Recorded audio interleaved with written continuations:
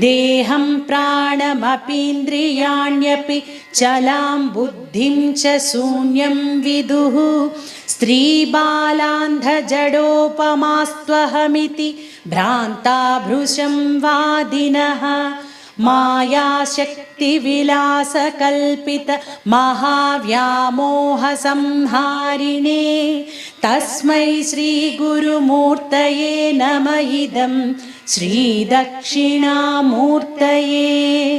राहुग्रस्तदिवाकरेन्दुसदृशो मायासमाच्छादनात् सन्मात्रः करणोपसंहरणतो